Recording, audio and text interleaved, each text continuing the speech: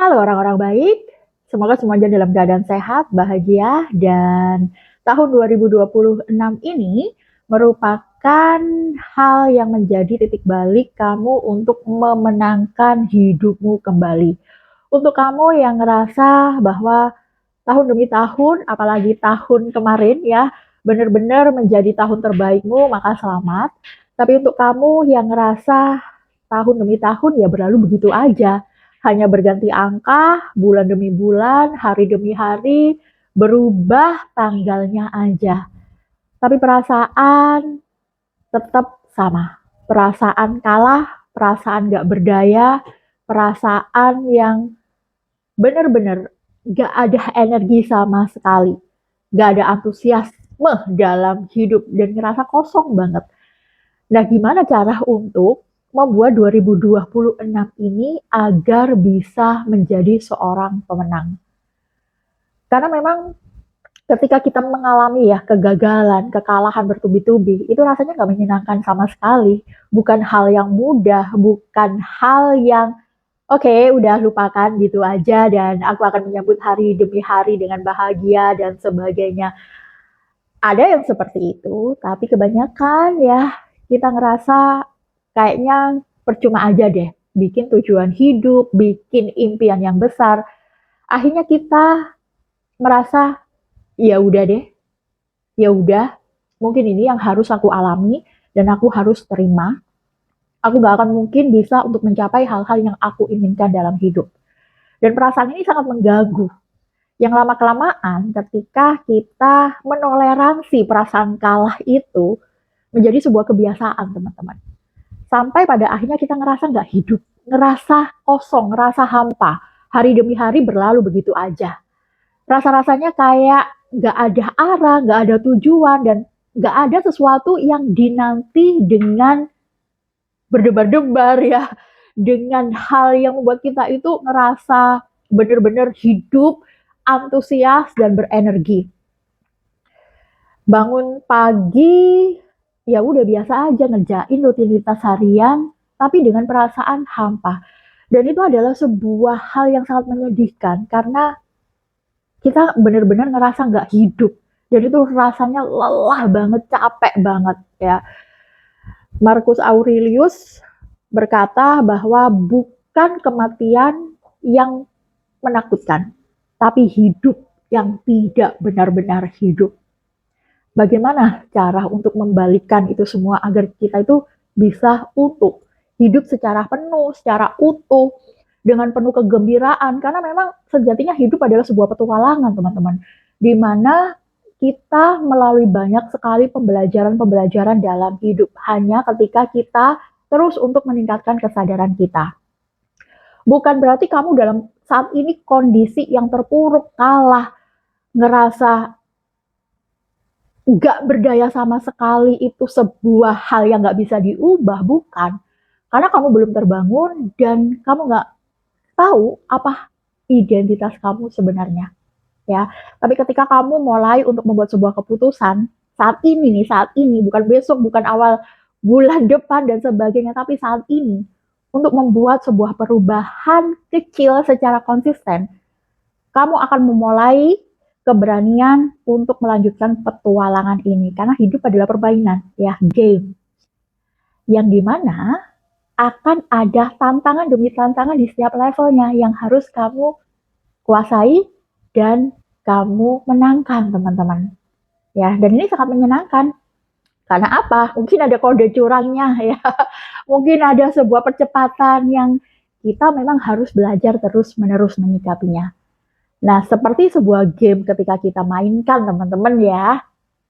Gimana kondisi batin kita ketika kita mainkan game itu dengan enjoy, dengan rasa senang, dengan gembira. Halangan, tantangan, rintangan pun ya udah kita nikmati aja ya. Nanti toh akan ada di level yang berikutnya. Yang akhirnya buat kita itu terbiasa. Oh iya, jebakannya di sini, tantangannya di situ. Dan akhirnya membuat kita itu semakin semangat, antusias untuk memenangkan pertandingan, memenangkan game itu, dan akhirnya membawa piala. Kalau dulu waktu kecil mainin Nintendo ya, Super Mario di mana pada level akhir itu menyelamatkan putri. Aku tuh masih ingat banget ya. Dan seperti itulah. Jadi intinya adalah akan selalu ada harapan.